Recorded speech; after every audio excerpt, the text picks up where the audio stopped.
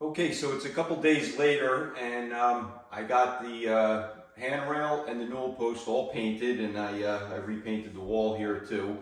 So I wanted to paint everything ahead of time. It would be easier before the balusters went in, and now the balusters need to be installed. So get your calculator out. This one, you're going to have to take some serious measurements. Now, first of all, side to side, the balusters have to be spaced no more than 4 inches apart. Now, my balusters, we're going to be using metal balusters. They measure ½ inch square around. So the 4 inches is through the center. The way they say the inspector, at least in my area, would approve or disapprove of it is you can't fit a 4-inch sphere through the balusters. If it's wider than that, then you're out of code, at least in my area. So, to first figure out how many balusters we need to take a horizontal measurement from the wall here to the skinniest part of the newel post, because that's the baluster will be there. Remember, you can't fit a 4-inch sphere through. So, to do that, we got to get a horizontal measurement. Now, I can't come into the wall here, so I got to start out here, and I'm going to have to kind of eyeball this to about where the newel post is. But I got about 48 inches right to here. So 48 divided by 4 is 12. That tells me that there's going to be 12 spacings throughout. I'm going to take one less baluster than that. Because remember, if your 0 mark starts at a wall and your 48 inches ends at the newel post, you would account for the wall as being 1. So that's why you subtract 1. So the first one will come off 4 inches, 4 inches, 4 inches, 4 inches, and then you'll have 1 here. So that would be 11 balusters. So we're going to use 11 balusters for this setup. Now, that's the 4 inches on the horizontal, but I need to know where to mark on the wall, and I need to know where to mark on the handrail. So, in order to do that, very similar process, but instead of taking your horizontal measurement, you want to measure from the wall down to where the newel post starts right over here. Not all the way to the end of the wall, but where it starts here, because that's your plane of your next level. So, I'm going to hook my tape on there, and I'm going to come all the way down to here and see what I come up with. And I got 63 inches right here. 63 inches to the end. So now, we already determined I want to use 11 balusters. So now I'm going to take that measurement, 63 inches, and I'm going to divide that by 11 plus 1 more, for the same reason I just explained. So I'm going to divide that by 12, and I come out with 5 1/4. And what does that tell me? That means if I hook my tape on the very end here, and I mark off every 5 1/4, that's going to be my center point of where the baluster is, and it'll end, and that 11th one will end exactly 5 1/4 off of this mark here. So that's how you take the measurement. Measure from where the wall starts on the vertical, come down, measure right to where the newel post starts on the vertical, take that measurement, divide by your number of newel posts plus 1 more, and that's going to be your distance. In my case, it's 5 1/4. Very nice and easy number to work with. Because I painted this ahead of time, I don't want to mark my wall up too much, so I'm gonna lay some painter's tape where I'm gonna make some marks. Get the tape laid out. Find my first 5 1/4 mark and put a pencil mark there, a little crow's foot. And then the next 5 1/4 will be 10 1/2. Now I could just mark these off, but I'm going to tell you what I'm really going to do here. Because the wall's flat here, and because we have this decorative edges on here, I want to cheat a touch more here. A little bit more here. I just feel it'll be a little bit visually better if that first post is a little bit closer in and this one's a little bit further out, so it clears a little bit of this molding. So in that case, I'm going to drop a 1/4 inch off, and then that just makes my measurements even easier. So I actually want to start at the 5-inch mark, right? Because we measured for 5 1/4, but I'm going to start a 1/4 inch higher. Now we're going to go add 5 1/4, that gives me 10 1/4. That's right here. 10 1/4 plus another 5 1/4, 15 1/2. 15 1/2 plus another 5 1/4 is going to be 20 3/4, right? Plus 5 1/4, 20 3/4. Plus another 5 1/4, 26, 31 1/4 will be my next mark. I'm going to continue doing it on the calculator. I don't want to take any chances. 31 1/4 plus 5 1/4, 36 1/2. These are easy measurements to work with. If you're working with 1/8, it's going to be a little bit more difficult, or even 1/16, but the concept is the same, so you got to take your measurements. Plus another 5 1/4, 41 3/4,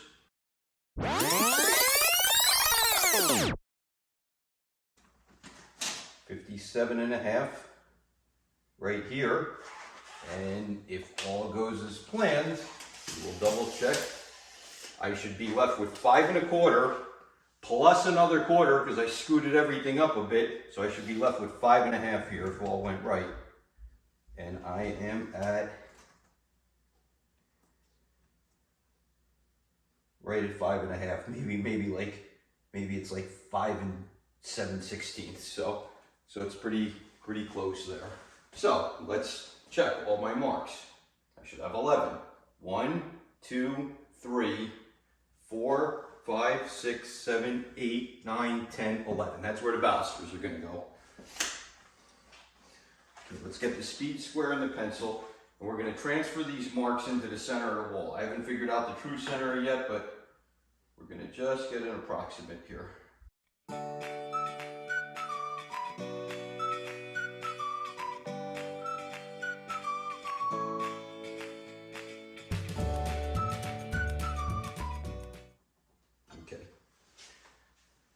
We want to double check everything before I come anywhere close to putting a drill in here. I want to see that these are still on. So I come to the center, first one starts at 5 inches. Then I should have 5 1/4 all the way down. Perfect. Okay, now we need to transfer all of these marks on a perfectly plumb line to the bottom of these. We started with a rosette here. The rosette is 3/4 of an inch thick, which I know. Remember, I came 5 inches off of the wall here. So I want to come 5 inches off of the wall here, but I have a rosette that's 3/4 of an inch thick. So I need to take that into consideration. Now keep in mind, this is 3/4 of an inch thick on a horizontal, but when you're coming up on a 40-degree angle into the rosette, it's going to be a little bit more than 3 1/4. So to be really accurate here, I can't just take off that 3. You would think, okay, I'm 5 inches off the wall. Let me just come, and I got a 3/4 inch rosette. Let me come 4 1/4 to start, and I'll be plumb. I won't be. I'll be off a little bit because I'm not taking into consideration the diagonal of that.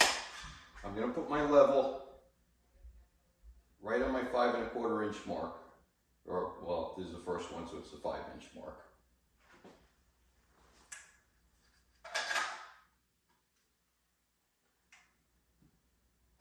I'm going to hold it right there. I'm going to take a second level, sandwich these two together, and see where it lines up, and then get it plumb. Find where the upper level comes in contact. Make sure your ball's in the center, and I'm going to mark a line right there. Right there. Now I know that that is plumb with this. It should be approximately 4 1/4 off of the rosette, approximately. It's 4 inches off the rosette. So that means the 3/4 inch rosette, taking into account the 40-degree angle of the stairs, it makes it an extra 1/4 inch thick. Every application may be different, but if you use your levels to plumb that up, you'll get that first measurement right. Now from here, I could mark off my 5 1/4 all the way down, and every one will be plumb. And of course, we will double check all 11 to make sure that they are dead on. Now that we've marked where each baluster is going to line up, we need to make sure that we get it centered within the knee wall. Now recall from earlier in the video, I don't want to find the dead center of this wall because I have a little bit more reveal on this side than I do over here. So where I really want to get the center of is like I did the other day. I want to get the dead center of my gray wall here. So that measures 4 3/4 wide.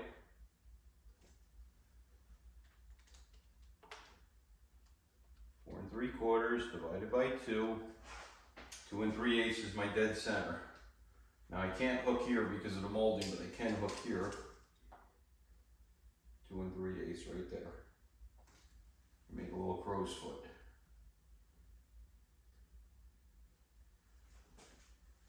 I want to find the dead center of this post. Measures exactly 5 inches. So hook on the end, find the dead center, which is 2 1/2. Now I could actually take another measurement. Now I could hook the tape measure on the end of the wall and find where that lines up, and that is at 3 3/8. 3 3/8, and I'll mark one in the center at 3 3/8. So now I got 3 points to line up. I could line up there, there, there. I could get a long straight edge to mark this.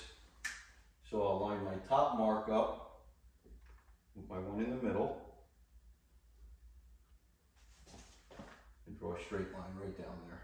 Well, actually, I don't have to even go the whole way. I'm just going to make a little cross mark at each point where my baluster is going to go, and that's going to be my drill mark.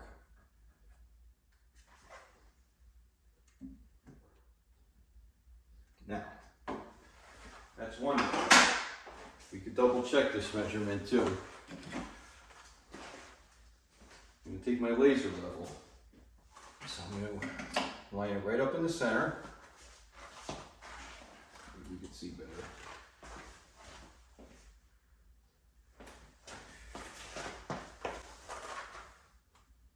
Line right up on the mark. I'm going to find that mark up top as well. Line them both up. Okay, I'm in the center there. I'm on my mark. I could go down and I could draw on the red line. See that laser level? Now, same thing on the top. I found my center mark where I'm going to drill into, and I need to find my center mark here. This is a lot easier because they're thinner. So I'll take the first one, and this handrail measures 1 1/2 inches. So we want 3/4 for the dead center, and I'll draw a hash mark on each line. Now comes the fun part, measuring and cutting the balusters. So these are the balusters I'm going to be going with, and they're going to alternate. We're going to have a twist, and then we're going to have the one with this other fancy middle in here. Now, we'll demonstrate with the straight one.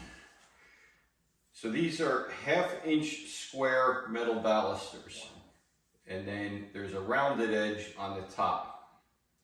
Conventional way to install these is to drill a 1/4 inch hole with a spade bit or a paddle bit in there and insert that in, and it'll insert in tight.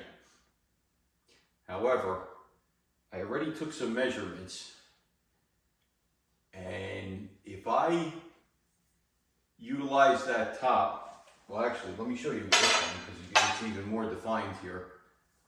So if this rounded nub is going to go into the handrail, then this is going to meet up somewhere in here, right where my finger is. Well, look at that. Look at, it's not going to, the ball isn't going to be centered. You're only going to have about 1.5 inches before the swirl starts here, and you're going to have a good 5 inches here. So I want that ball to be in the center, or on these, I want each of the twists to be equidistant from the top and bottom. So we're going to take some, so I'm going to actually cut the top and bottom off, and I'm going to be sticking a square rod in a round hole. So, okay, so some more measurements to take into consideration here. You're going to need a couple different size paddle bits or spade bits. In my situation, I'm not going to be using a shoe on the top. I want a clean look where it goes right in. If you're going to use a shoe, you could cheat and go a little bit bigger, and there could be some slop in there, and the shoe will cover that. I want as tight of a fit as possible on the top. In the bottom, I will have a shoe, and I'll show you the shoes later. And the shoe will cover up any slop in the hole that's going to be there. But keep in mind, this nub on the top, you could use a 1/2 inch bit and that'll slip right in. But the square end, where I'm going to be slipping in, if this is 1/2 inch square, the smallest diameter that I could use is going to be the diagonal here. So what I did for a mock-up here, I drilled 2 holes. I drilled the 9/16 hole, and you can clearly see I cannot get that square in there. I drilled a 5/8 hole with my spade bit, and look at what a nice tight fit that is in there. I could get that in there, and that's pretty tight.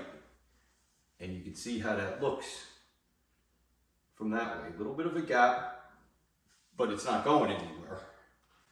You could go up to 11/16, which will give you a little bit more play, but I'm going to try to keep it as tight as possible. But being that I'm going to have a shoe on the bottom, I am going to go with a bigger hole. Probably 11/16, maybe even 3/4. I think I'll start with an 11/16 on one and see how that works. Because then I can come down, and I got to come in on a little bit of an angle because I got to come from either side of the handrail, so I'll be able to get into the hole. Once I'm into the hole, and once these are cut down, then I could come straight into that 5/8 inch hole, which is going to be a nice tight fit. That's my plan. Once it's in there, I could center it in the sloppier hole, drop my shoe down, and everything should hold pretty well. I want to try to keep these tolerances as tight as I can, just for a nice clean look, being that I'm not using shoes on the top. Now, if you use the shoes on the top, go ahead. Drill yourself an 11/16 inch hole, 3/4 inch hole. The shoe will make it up. I got my 5/8 inch spade bit. I need this to go about 1.25 inches or 1.5 inches into the wood. Take a measurement. Make sure you're not going to come through the top and put a piece of tape here. Whatever looks good. I marked it at 1 1/4. That distance between the tape and the top of here, 1 1/4, and I still have enough clearance that I'm not going to come through the top of the banister. Next is the height that we need to cut each of these. So I am going to take a measurement here. I'm going to put that right on my line there and see right where it comes to the wall, and that's 31 inches. I'm lined up on my line here. I still have my crow's foot from my original mark so I can see where I am. So I'm at 31 inches. So 31 inches between where the baluster meets the bottom of the handrail and the top of the wall. I'm going to add 1.5 inches to that. So let's write this down. 31 plus 1.5 inches. 32.5. I need to cut these down to size 32.5. But where do I do that from? Like I told you, conventional method would tell you keep the top on, measure it down, and cut it. But I want the whole thing up a little bit. So what I'm going to do is find the center mark here. That extra 1.5 inches that I'm accounting for is going to be shoved into the handrail. The bottom is just barely going to sit into the hole. Okay, so in order to make sure that this is my center point, and I know I want to cut this to a 32.5 inch length, I'm going to take 32.5, divide that by 2, and that's 16.25.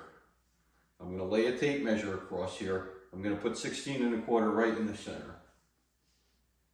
I'm going to put the 16.25 mark right on the middle of the design. Okay?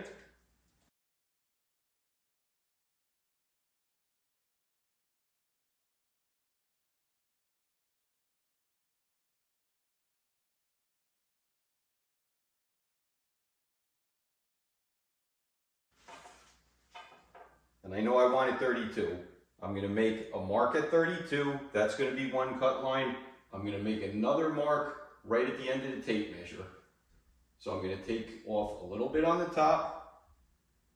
I'm going to cut at 32 here. And then when that's lined up, the design will be dead in the center. Almost. Remember, once I install these, and you'll see this later once I get in there. Once this is in, I want to take the whole baluster and shove it up. Because remember, I'm cutting off about 1.25 or 1.5 inches into the wood.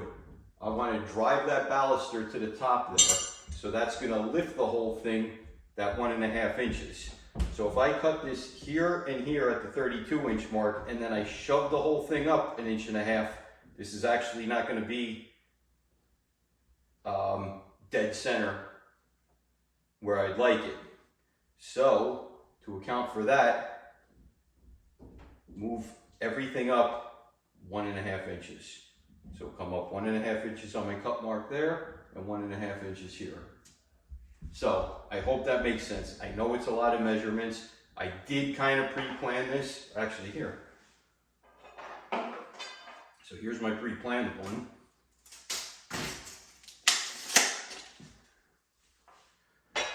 Okay, you see I put a little bit of tape on there. That's going to be my cut mark right on the top. And my other cut mark happens to be right where the bevel starts on the square. So the way I figured that out was I looked at where the swirls are on here. I did the same thing. I found the dead center of the two swirls, and I marked where that 16.25 inch mark was, somewhere right about there, right?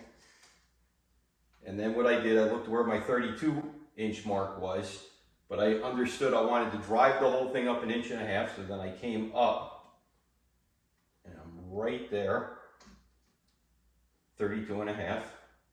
So now see, when I was down here originally, my 32.5 was down here. So I come up, and then that mark is right there. So I'm still going to cut 32 inches off, and that should give me dead center here after I jam the baluster up to the top, or at least close enough.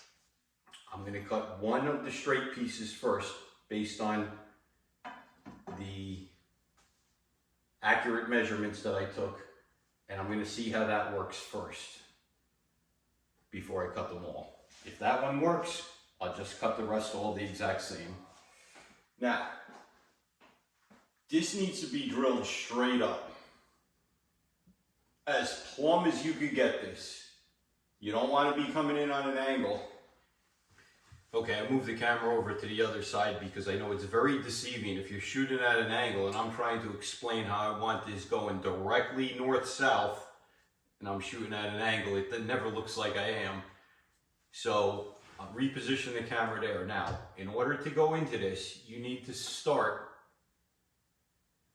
almost perpendicular to the wood. I'm putting it right on my mark. And you could use a punch to get this started too. These are brand new bits. So get that started a little bit until the tip of your spade bit starts biting in a bit. Then we're going to turn, and once that starts going, and I get a little bit of a circle going, start bending this up, just like that. We want to get this dead north-south. Especially on the Baluster side. Go slow until it starts biting. Look from both angles to make sure you're straight.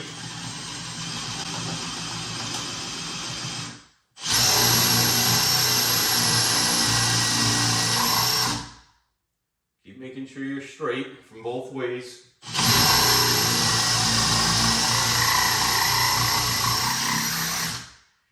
I stopped right where my purple tape lines up at the bottom of the hole.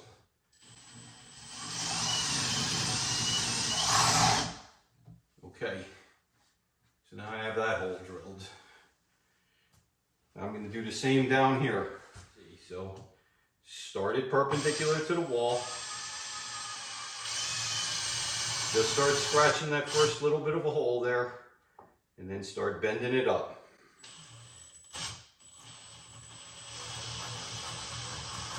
Now make sure it's pointing perfectly south.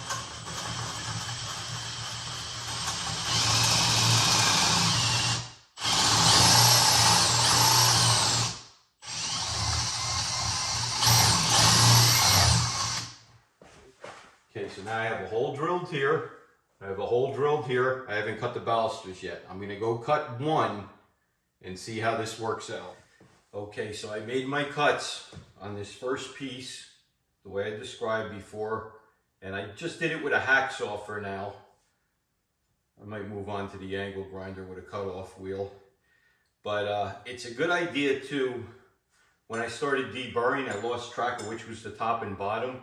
So it's a good idea. Know which side you cut that nub off of and keep track of it, but I should be able to measure. So here we have exactly 32.5 inches. As I described before, I added 1.5 inches to the measurement between the wall and the bottom of the handrail, and I got to figure out which is my top and bottom.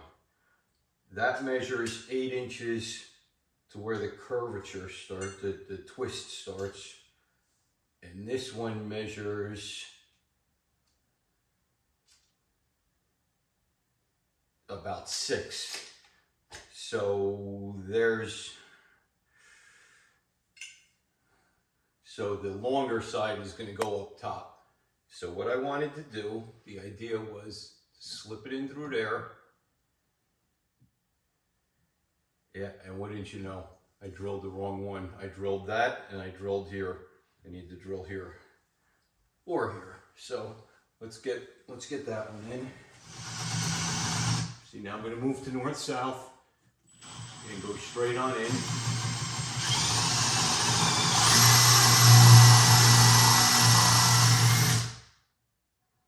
Okay, and I drilled that right to where my purple tape was.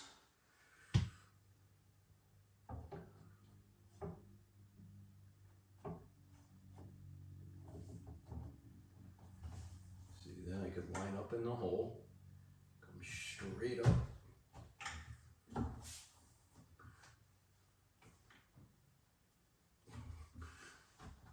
See, and that's how it's going to look. Okay, so let's take that out because I got to get a shoe on there. So that'll work for now. So I'm going to drill 11/16 hole in the bottom to give myself a little bit more leeway.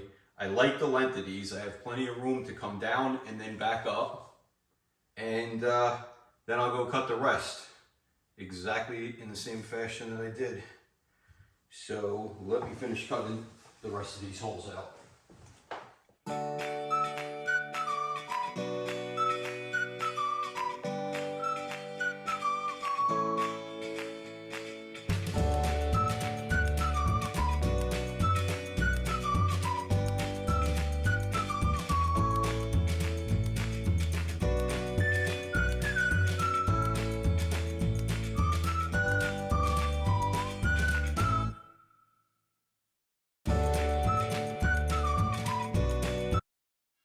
Okay, so I cut down all the balusters, and let's see how this is going to work here.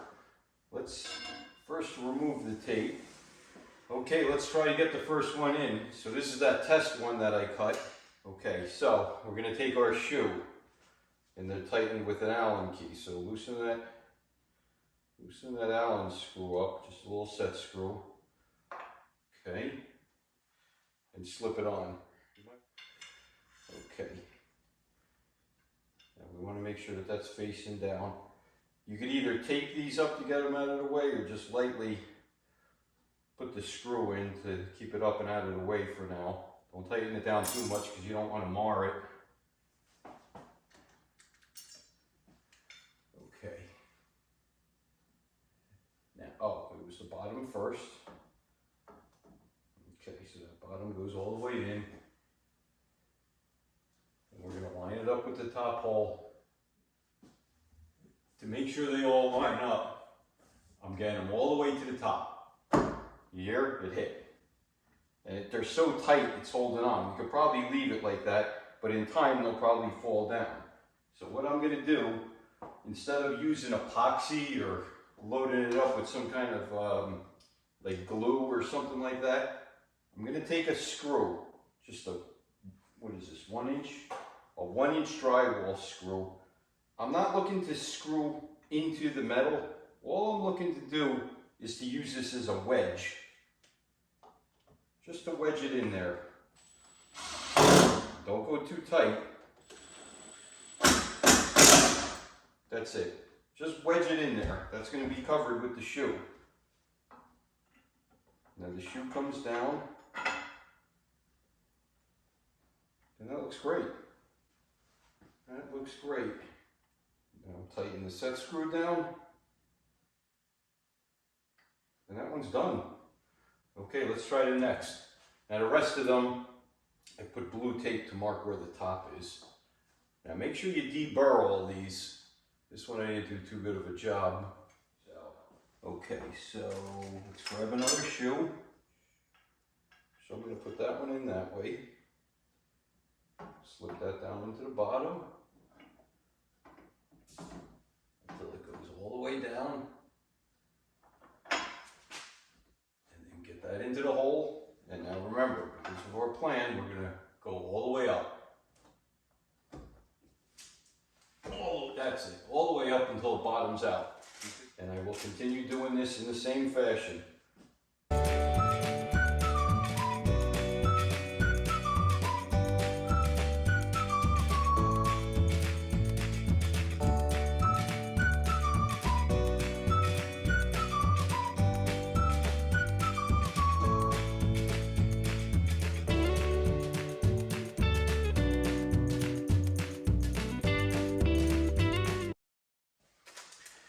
Okay, so I'm down to my last one here. Might have to give it a little twist to make sure you really get it up there. There, I bottomed out. Again, I'm not drilling into anything. I'm just getting it in the gap. I'm basically using a drywall screw as a wedge. That's it. I don't even need to drive it home because that covers it. Get my Allen key. So here's the final project, how it turned out.